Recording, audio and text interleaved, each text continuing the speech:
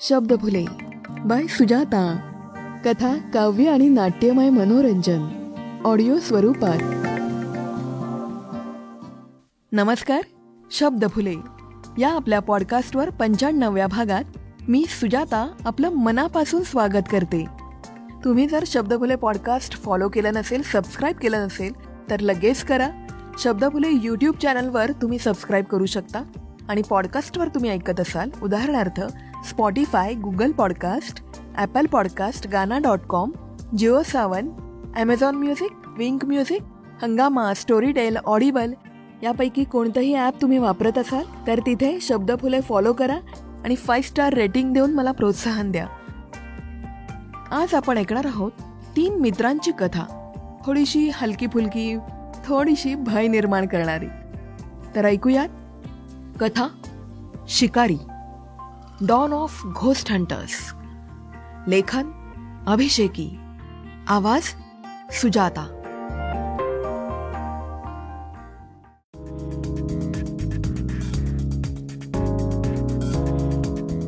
शहरात एक नवं रूफटॉप हॉटेल सुरू झालं होतं. सुट्टीही होती आणि सोबतीला मित्रही होते, म्हणून तिथे जायचं ठरवलं. जातानाच पावसाने थोडासा झटका दिला होता, त्यामुळे रूफटॉपसाठी वातावरण अजूनच सुंदर झालं होतं. हॉटेलला पोचलो तर 7व्या मजल्यावर, अर्थातच टेरेसवर हॉटेल होतं. त्यासाठी ग्राउंड फ्लोअरला लिफ्टजवळ एक व्यक्ती नेमला होता, जो ग्राहकांना लिफ्टमधून जाण्या येण्यासाठी मदत करत होता. आम्ही 3 मित्र त्यातून वर गेलो. अतिशय छान वातावरण होतं. गार वाऱ्यासह चविष्ट जेवणाचा आस्वाद घेत होतो. बराच वेळ तिथे रमलो. गप्पा टप्पा झाल्या. 10:30 वाजून गेले होते. मग काढता पाय घ्यायचं ठरवलं. 7व्या मजल्यावर लिफ्टजवळ आम्ही 3 लिफ्टची वाट पाहत थांबलो होतो. लिफ्ट काही लवकर येतच नव्हती. तसा मी पायऱ्यांचा वापर करण्यावर भर देत असतो, पण मित्रांना ते काही पटलं नाही. 7 मजले उतरून कोण जाणार? त्यात इतकं मजबूत जेवण झाल्यावर तर ते शक्यच नव्हतं. शेवटी लिफ्ट आली, पण मला जरा अस्वस्थ वाटत होतं. मन सांगत होतं लिफ्टमधून जाऊ नकोस म्हणून, पण मित्रांनी आतमध्ये ओढलं आणि लिफ्ट सुरू केली. ग्राउंड फ्लोअरसाठी जी बटन दाबलं. मला अस्वस्थ आणि असुरक्षित वाटत होतंच. बराच वेळ झाला लिफ्ट फिरतच होती, पण ग्राउंड फ्लोअर काही येत नव्हता. इतका वेळ कसा लागतोय, हा एकच प्रश्न तिघांना भेडसावू लागला. जसा गरजेपेक्षा जास्त वेळ निघून गेला आणि लिफ्ट काही ग्राउंड फ्लोअरला पोचली नाही, तसं तिघांनाही भीती वाटू लागली. माझा श्वास जरा अडकू लागला. मला फोबिया आहे हे कोणाला माहीत नव्हतं. मी स्वतःवर नियंत्रण ठेवण्यासाठी प्रयत्नशील होतो. तितक्यात 2 मित्रांनी, "कुणी आहे का? वॉचमन, लिफ्ट अडकलीये, वॉचमन, वॉचमन" असा आरडाओरडा करून आवाज द्यायला सुरुवात केली. काहीतरी तांत्रिक अडचण असेल असा त्या दोघांचाही समज होता. ते दोघंही लिफ्टमध्ये असलेली सर्व बटणं दाबू लागले, पण काहीच होत नव्हतं. पण मला माहिती होतं की आता काहीच होणार नाही. बराच वेळ लिफ्ट संथ गतीने खाली किंवा वर जात राहिली. मग गती वाढू लागली. मग लिफ्ट व्हर्टिकल नव्हे तर हॉरिझॉन्टल दिशेने तरंगू लागली. तेव्हा मात्र जीवनातील सर्वात मोठ्या संकटात सापडल्याची खात्री झाली. 2 मित्र रडायला लागले होते, पण मी कसा बसा स्वतःवर नियंत्रण ठेवून होतो. मला फक्त फोबिया होता, त्यामुळे मी अधिक अस्वस्थ होतो. फार फार तर उलटी झाली असती किंवा चक्कर येऊन बेशुद्ध पडलो असतो, इतकंच. माझ्या अपेक्षेप्रमाणे लिफ्ट काही सेकंदात स्थिर झाली आणि कुठल्या तरी एका मजल्यावर थांबली. पण संकट संपलं नव्हतं, तर ते सुरू झालं होतं. लिफ्ट थांबताच 2 मित्रांनी गडबडीने गेट उघडलं आणि बाहेर पडले. दोघांपैकी केदार तर थेट जमिनीवर आडवा झाला आणि रडायला लागला, तर राघव देवाचे आभार मानत होता. मी लिफ्टमधून सावकाश बाहेर पडलो आणि सावधानतेने आजूबाजूला पाहू लागलो. निरीक्षण केल्यावर लक्षात आलं की आम्ही मोठ्या संकटात सापडलो होतो. मी दोघांना आवाज देत म्हणालो, मित्रांनो, अरे जरा बघा तरी, आपण कुठे पोचलो आहोत. जमिनीवर सांडलेला केदार स्वतःला सावरत उभा राहिला आणि आजूबाजूला पाहत म्हणाला, पार्किंगमध्ये? अजून कुठे? मी म्हटलं, ही मघाशी होती ती पार्किंग नाहीये केदार, नीट बघ, आपण भलतीकडेच पोचलो आहोत. राघव आसपास बघून म्हणाला, अरे खरंच की, आपण दुसरीकडे आहोत कुठेतरी. काही क्षणात आजूबाजूचं अवकाश लालसर प्रकाशात भिजून गेलं. दोघंही घाबरत म्हणाले, अरे हे काय होतंय? मी उत्तरलो, वेल, इथलं मार्केट पडतंय म्हणून लाल होतंय सगळं. त्यात आपण 7व्या मजल्यावरून पडलोच आहोत. भोगा आता. केदार भांबावून गेला होता. तो म्हणाला, चला इथून निघूयात लवकर, एक्झिट असेलच ना कुठेतरी. मी हसलो आणि म्हणालो, अरे तुला काय ही इंट्राडे पोझिशन वाटली का, की पाहिजे तेव्हा एक्झिट घ्यायला? हा, आपला तर इथे एसएल स्टॉप लॉस पण हिट होऊ दिला नाही.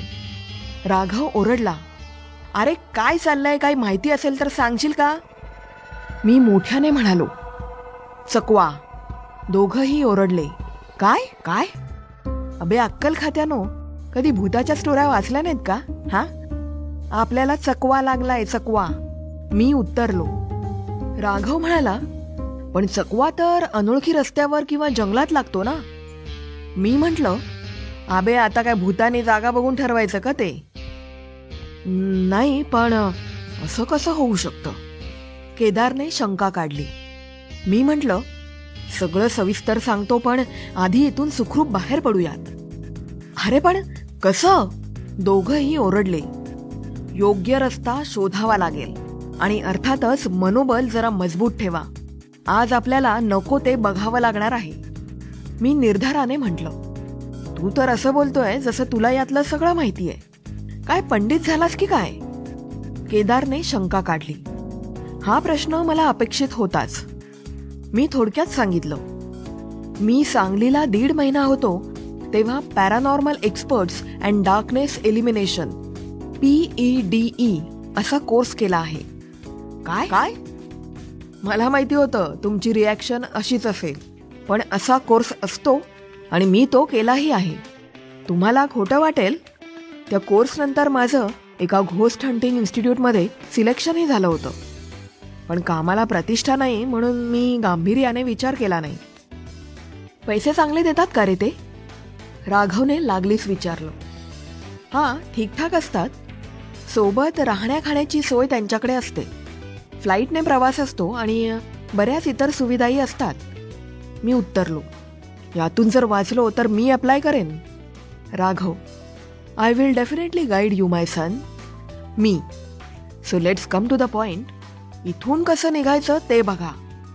केदारने मूळ मुद्द्याला हात घातला.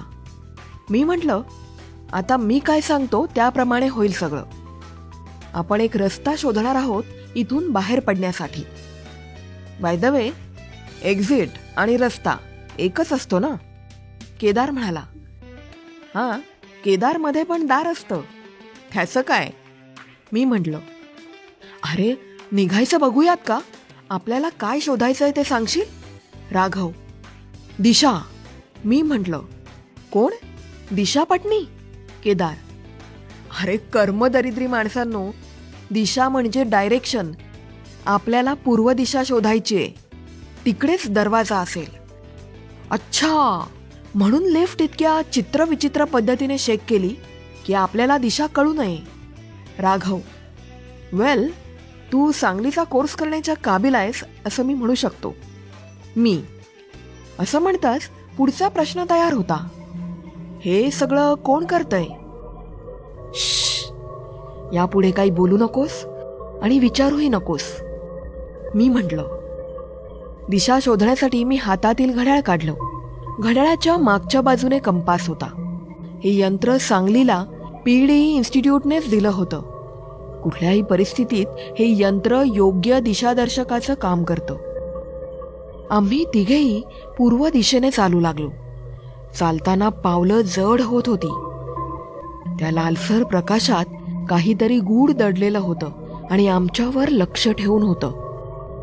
अशा पद्धतीचा चकवा निर्माण करणं आणि छळ करणं सामान्य प्रेतात्म्याचं काम नव्हतं. हेतू निश्चितच वेगळे आणि घातकी होते. आम्ही चालत असताना एकाएकी आजूबाजूने चित्रविचित्र आवाज येऊ लागले. असं वाटत होतं की काही हिंस्त्र श्वापदं आमच्या दिशेने वेगाने धावत येत आहेत. काळोखाने दाटलेल्या विहिरीत कोसळत जावं तसं वाटत होतं. आम्ही मोबाईलचे टॉर्च चालू केले आणि एका गाडीच्या आडोशाला जाऊन थांबलो. केदार आणि राघव दोघंही घाबरले होते. खरं तर मलाही आता भीती वाटत होती. ते जे काही होतं ते अतिशय ताकदवान होतं. त्याच्याशी माझ्यासारख्या नवख्या PhD स्टुडंटने संघर्ष करणं फारच मूर्खपणाचं होतं. पण तरीही मी लढणार होतो, कारण मृत्यूपुढे तोच एकमेव पर्याय असतो. आम्ही गाडीच्या आडोशाला दडलेले असताना काही सावल्यांनी आम्हाला घेरलं. काळोखात दिसत होते फक्त लाल हिरवे डोळे. त्यांचं शरीर अजून तरी आम्हाला दिसत नव्हतं.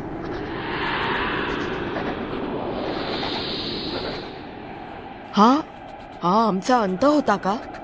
का कुठली दैवी शक्ती आम्हाला वाचवणार होती? त्या श्वापदांनी आमच्यावर झेप घ्यावी त्याच्या आधी माझ्या डोक्यात बत्ती पेटली. मी घड्याळ समोर केलं आणि त्यात एक बारीकसं बटन होतं, ते दाबलं.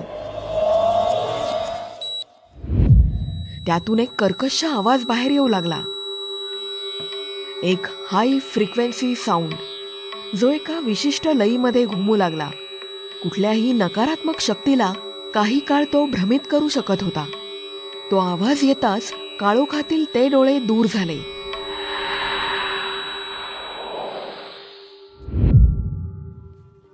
आणि आम्ही त्या संधीचा फायदा घेत धावत सुटलो. धावता धावता आम्ही बरेच दूर आलो आणि एका पिलरच्या आड थांबलो. केदार प्रचंड घाबरलेला होता आणि अडखळत का असेना हनुमान चाळीसा म्हणत होता. मी जरा श्वास घेतला आणि म्हटलं, अशा वेळेस हनुमान चाळीसा मदत तर करते, पण ती विशिष्ट लयीत पाहिजे आणि सोबत एखादं वाद्य असेल तर उत्तम. वाद्य? ते कशासाठी? राघव, फ्रिक्वेन्सी. नकारात्मक शक्ती कधीही शांत आणि निर्जन स्थळी वास करतात, कारण त्यांना आवाज आवडत नाहीत. या घड्याळात तसाच एक हाय फ्रिक्वेन्सी टोन होता, जो अशा शक्तींना त्रासदायक वाटतो. आणि म्हणूनच आत्ता आपण वाचलो. पण दुर्दैवाने घड्याळ बॅटरीवर चालतं. बॅटरी जास्त वेळ चालणार नाही. मी सत्य परिस्थिती सांगितली. आपण काही वाचत नाही आता. आपण मरणार बघाव्या, केदार म्हणाला. हे ऐकून माझ्या अंगावर काटा उभा राहिला. त्यात असत्य असं काहीच नव्हतं, कारण संकट असं होतं की त्यातून बाहेर पडणं आमच्यासारख्याच्या आवाक्यात नव्हतं. पण काही शब्द माझ्या मेंदूत उमटू लागले, जणू काही प्रोग्रामिंग असावं. मृत्यूची भीती उमटताच तो कोड रन झाला असावा. ते शब्द आमच्या PhDचे टीचर त्यांच्या आवाजात उमटत होते. मृत्यू काय आहे? तो शोक मनवण्यासाठी आहे, घाबरवण्यासाठी नाही. अनंत काळापासून तेच एकमेव सत्य घेऊन प्रत्येक सजीव जगत आहे. त्यात निराशा असली तरी भीती नाही, नसावी. उलट मृत्यू अंत नाही, अनंत आहे. पण जगणं सर्वथा श्रेष्ठ आहे. ते आपल्या हातात आहे आणि त्यासाठी सर्व ताकदीनिशी झगडणं हे आपलं प्राक्तन आहे. ते तुम्ही करू शकता, लढू शकता. मी डोक्यात येणारा तो प्रत्येक शब्द मोठ्याने म्हणत होतो, जणू काही माझ्याकडून ते शब्द कोणीतरी उच्चारून घेत होतं. केदार आणि राघव दोघांनी स्तब्ध होऊन ते ऐकलं आणि काही क्षण त्यांच्या चेहऱ्यावरचं भीतीचं सावट कमी झालं. बस, तेच हवं होतं.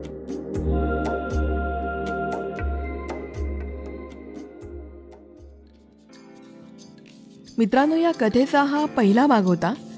या 3 मित्रांचं पुढे काय होतं हे आपल्याला नक्कीच कळेल शिकारी या कथेच्या दुसऱ्या भागात, अर्थात शब्दफुलेच्या 96व्या भागात. कथा आवडली तर लाईक करा, कमेंट करा आणि तुमच्या मित्रमैत्रिणींना, स्वकीयांना, आप्तेष्टांना जे मराठी कथांवर प्रेम करतात, ज्यांना मराठी कथा ऐकायला आवडतात, त्यांना जरूर शेअर करा. सो स्टे ट्यून्ड आणि ऐकत रहा शब्दफुले पॉडकास्ट बाय सुजाता. तुमचा अभिप्राय माझ्यासाठी खूप मोलाचा आहे. तो तुम्ही कमेंटमध्ये देऊ शकता किंवा सुजाता_शब्दफुले हे माझं इंस्टाग्राम हँडल आहे, तिथेही तुम्ही मला DM करून कळवू शकता. तुमचं स्वलिखित साहित्य आणि तुमचा फीडबॅक तुम्ही मला DM करू शकता. त्याचप्रकारे shabdafule@gmail.com इथे तुम्ही मला ईमेल करू शकता. या सगळ्या लिंक्स मी खाली डिस्क्रिप्शन बॉक्समध्ये दिल्या आहेत. तर ह्या मजेशीर भयकथेबरोबर मी सुजाता तुमचा तुर्तास निरोप घेते. पुन्हा भेटू दुसऱ्या भागासहित. Stay blessed, stay blissed. Thank you. धन्यवाद.